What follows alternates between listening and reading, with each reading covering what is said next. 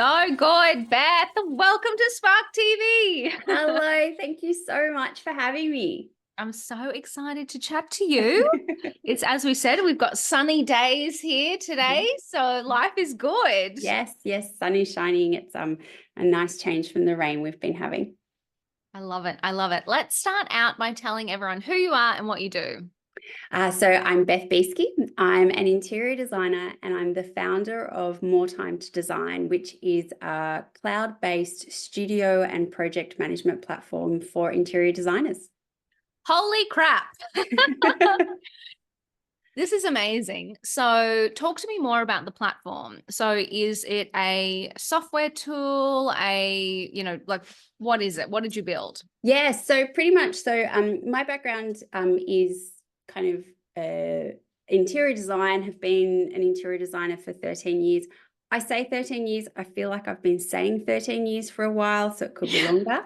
And before I went out on my own, I worked for two of Australia's best interior designers and really kind of more in the management side of the studios. So my last role before I went out on my own was with Greg Natali, and I managed his team.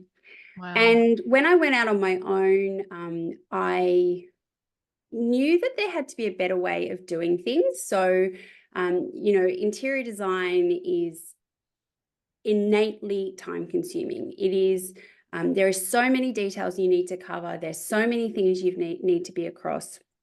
The designing part of a project might only be 30 to 40%, but the admin side, just keeping on top of all of the different stakeholders, client communication, time management, all of that takes up so much more time. Wow. And so when I was like at Greg's, we had a whole support team to help us with all that stuff.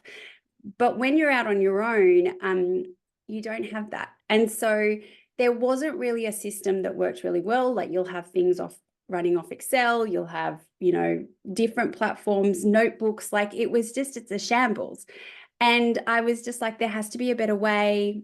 And I looked around and there wasn't a product on the market that was the right fit for me. And I knew that there were other designers that were struggling with this. So I started my business when my son was 6 months old, because I knew that going back into the big studios wasn't really going to work with family life.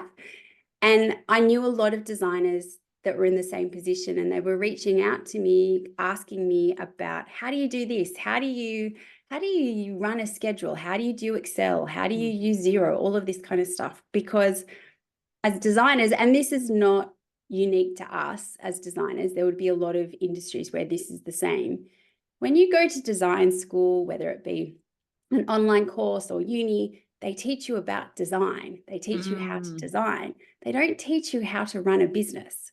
And so there are so many designers, mainly women, who have started a family or they've got to the point where they're ready to go out on their own. They know how to design, they know how to build beautiful, homes, but they cannot run a business. And so the platform is really helping them. It's kind of your systems and processes in a box. And it's really built for either solo designers or small teams up to 5. And it just helps you do your admin and your business processes smoother, faster, which means you're going to have a more profitable business, which means you're going to be able to take on more clients. And it's going to be better all around. I love it so much. So I can relate. I studied fashion design at uni. And so funny because I turned out to be more commercially minded than design minded. Yeah. But you just learn the creative side, I think, behind it. And it's so bizarre. It's wild to me as now that I'm a person so I've had a tech business, a marketing business, an e-commerce business, and now I teach business. But when I reflect on that time and I think about if I started a fashion business, all of the elements I need, so wild that they don't teach you those elements when you're actually studying. Like you learn the craft, but you learn to be an employee almost. Yes. Yep, exactly. And I think that the thing that struck me was like, it was the same questions that were coming up, and it was the same things, and it was the same struggles. And it's like, oh my goodness, like it's almost a little bit scary sometimes when you have these conversations with designers who are just going out, and it's like, oh, like this is really kind of foundation 101 stuff that you need to know. And the thing that also I was finding is, so there would be lots of people who were maybe in their first year to 18 months who'd be reaching out going, how do I do this? What's the best way? But then there was also this cohort of designers that might have been in business for 5 or 6 years, and they still didn't have those systems and processes in place, but they were just constantly on, like, you know, the rat run of trying to, like, they hadn't got their fee proposals right or their charging right, so they were constantly chasing their tail on that, and they're getting to 5 or 6 years into business and they are completely burnt out because they're working so hard, but they're not working smartly. And so it was just something that I was like, we need to do this better. I love it. So being an interior designer by trade and then working in leadership management, then you built a tech platform? Yeah, I know, crazy. How did that Like, go? we Like, how did you actually go about starting and building a platform? So I, like all great ideas, it came to me in the middle of the night, and I was like, okay, let's see how we can do this. I had an acquaintance from about 10-15 years ago that, as you do, kind of, we were Instagram friends back then, and then, you know, like, they events like randomly come up in your feed one day. And when I knew them, Universe, I'm the telling you. universe, exactly. Yeah. Like, when I knew them, they were so it's a husband and wife. When I knew them, one was a nurse and one was something else. I don't even really know what she did. And they had been on their kind of, I suppose, own career journey. And the reason why I'd always kind of, like, I suppose, sparked my interest, because they went into like flipping homes. Oh, And I was cool. always like, oh, I wonder what you're doing now, kind of thing. It was really interesting. And they had moved into the tech space. And I reached out to them and said, hi, we haven't spoken in about a decade. I don't even know, my understanding of tech is so limited that I don't even know if what I'm wanting to do is what you do. Could we chat? And I was like, this will go to their junk folder, like I'll never hear back, and that'll be the end of that. Anyway, they were like, yep, this is exactly what we do. And 4 or 5 months later, we had our first product, the first iteration of the product out there. And so it was the steepest learning curve. It still is. It really is a massive learning curve. But yeah, I just reached out to them, and I think that's something that you can't worry about what people are going to think. What if they say no? Like, you just got to do it. Because if I hadn't, I wouldn't have had the product I have today. Yeah, and I always find it funny. People are worried that people will steal your ideas. Yeah, exactly. But it's like, oh my God, I thought that in the start too. I think I thought that. But I was like, when you realize how hard it is to build a product, I'm like, no one's stealing your ideas because it's too hard to execute them. Like, ideas are a dime a dozen, but the people that have the grit to actually get it into the world, to bring it into reality, like, whoa, it's totally, totally crazy. What's the biggest lesson that you've learned building a tech platform? That it is phenomenally slow, and patience, you need to have buckets of it. But I also think, and this ties into what you just said, that you need to have so much resilience, like so much. And it's not something you can kind of tune into once a week or whatever. Like, you have to be resilient every single day. And you can't, you got to be positive, and you got to be resilient, and you just got to choose that mindset every single day, because it's going to take so much longer than you think it's going to take. There's going to be so many more setbacks than you think it's going to take. So much more money. It's going to so cost much more money. It's going to be so much of everything. Yeah. And it's funny because I quite often have to apply the same advice to myself that I give to my child. if you stop, that's where you stop, and that's all it'll ever be. Yes. But if you keep going, tomorrow you'll be that one step further, and it might only be like a mil further ahead, but you'll be a mil further ahead than what you were yesterday. And you kind of just have to have that constant mindset of, I'm going to get there. It's going to work out. It's going to take more time, more money, more patience, more effort, more knowledge than I ever thought it would. But if I stop now, this is where it'll end. And you just got to keep going. Oh my God, I love that so much. I think back to my own tech platform building journey and literally could not agree with you more. Like the so much longer, so much more money, so many setbacks, so many learning curves, so much having to trust the developers Yes. versus Yeah. and not really knowing. We went from, but even like, I mean, I'm even impressed that your idea, like the idea you had, has come to life. Like when we did it, we went from a virtual change room to a fashion discovery platform, an inventory management solution for fashion, a social media monitoring tool, and then we got to influencer marketing platform, which is we built like all of those things until we finally got it right for the market on what people wanted to pay us for. Yeah.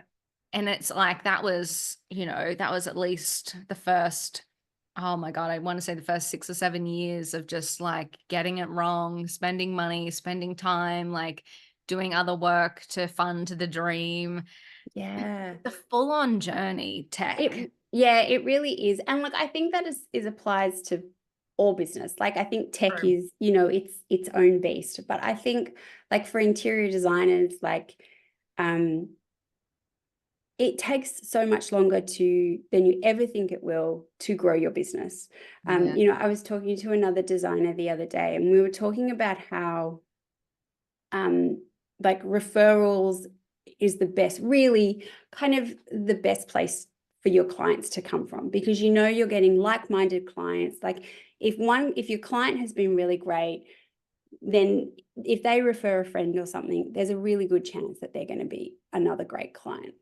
But the reality is building that referral network takes time, Yeah. especially like not everyone is going to need an interior designer every day of the week. So, Yeah. you might have a great client who would recommend you to 10 people, but they might only know one person who's renovating in the next 5 years. And so it really takes a lot of time. And it's the same with like builders and, other trades kind of thing who you might be using as your referral partners. It just takes so much time. Yeah. And I think that's something that I think people going into business don't always appreciate. Well, and I wonder too, and look, anyone that's a long time listener of this podcast will know my rant that's about to come. But I do feel like there's a culture on Instagram, especially. I don't know what it's like on TikTok. I'm too old for TikTok.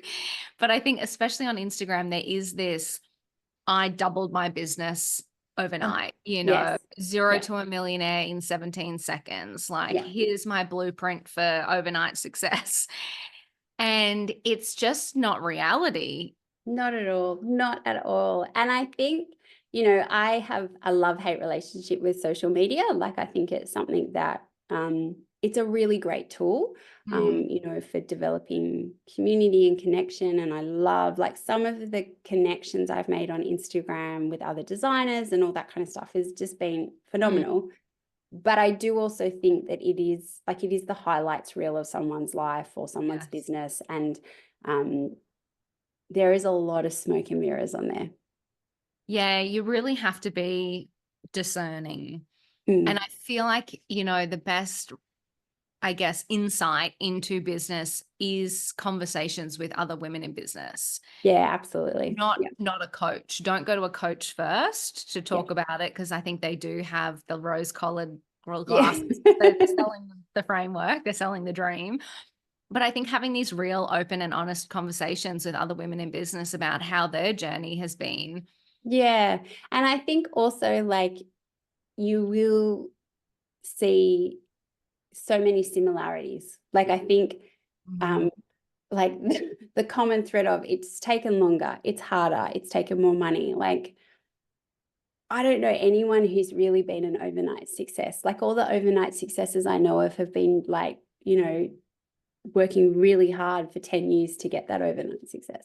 Yeah, it's like, so maybe someone launched a new product, but it's like there's a 10-year backstory and that, Exactly. which is what made that product go really well or whatever it is. Exactly. Yeah. But It's exactly. It's all the mistakes and the learning from the last 10 years. Yeah. And look, I think that as well. I remember when we launched an e-commerce product-based business in 2020, hand sanitizer, if you can believe it. But it morphed into a lifestyle brand. But because we had a decade in business beforehand, we already knew the designer we wanted to work with. We already knew how to build a website. We already knew how to create social media. We already knew all of those things. So we could spin it up so quickly versus our first business that I said went through like 17 different bloody pivots until we finally figured out the right thing. But no, what I was going to say was I love what you said about other designers contacting you and asking for that advice, Yeah. because I think that is like what I love about women in business is we are so willing to help. We are so willing to help and give our advice and experience. And, if we can point you in the right direction or give you a resource or give you a contact or give you a whatever, we really are an amazing support network for each other. I think having that support network around you is so important in business. Yeah, absolutely. And look, I think when I started the software platform, like More Time to Design, part of it was, yes, I want to help empower women build better businesses. And that is through the systems and processes part of their design businesses. But the other kind of pillar, I suppose, was also the community. So I had come out of a studio, there was a great comradeship around it. When you work for yourself or you might have a small studio kind of thing, you don't have that. And so I think you don't have someone to bounce ideas off. You don't have someone to kind of sense check it. You don't have someone to kind of rant to when you come back from a client meeting and they've just been horrendous. And so I think that is the other side of it, of like More Time to Design that I love. And that is through social media. So that's the part of social media that I love. And yeah, the conversations that I've had people reach out to me and go, I just don't know how to do this. How would you set it up? I've had people who I've bonded with our hate of the cold and like our coping mechanisms to getting through a cold winter. Like I do love that side of it. And I do think that women are so generous with their knowledge, because if they haven't done it before, they'll help you work out a way to get through it. So yeah. It's really interesting. I think we're moving into a time where community is a great marketing strategy. Yeah, absolutely. Building that network, building that community, building like-minded people, bringing like-minded people together and supporting them leads to your business growth. Oh, absolutely. Like, I think as well, like the number of things where I've seen women benefit from, they haven't started out going, I'm going to try and get work from this kind of thing, but they've just grown their friendship online, and it'll be like one designer's too busy, and because they know that other designer, they're really happy to pass that on as a referral and all of that kind of stuff. Like, I think community is, I think if you set out to do it hoping that you get business out of it, then you're not doing it right at all. Like, it has to come from a genuine place. But I think you can definitely grow your business. Like, it's just got positive for your business. Totally. Well, and I think the interesting thing as well is that, like you say, if you start out thinking this is like how I'm going to get money out of this person by helping them, they can feel that for starters. You just feel like you're selling to them.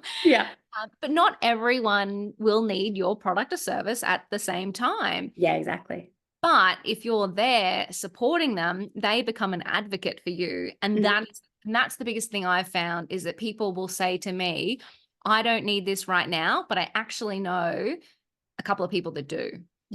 and just because I've had them on the podcast, or I've sent them a resource, or I've, just booked a one-on-one call to talk about and share my experience fundraising or whatever it's been. Yeah. They're like, amazing. And they're like, yeah, maybe it's not the right fit for them, but they go and tell somebody else about the Yeah. network and community. And I think that's the thing. If you can just show up and be helpful, you will be surprised at how far that will spread. Oh, absolutely. Absolutely. And yeah, I think, yeah, I've seen it so many times in my own business, and I've heard it from other people, but yeah, it definitely, I think people have such a craving for community these days, and I just like genuine community. I think it's a really great kind of added extra to your business.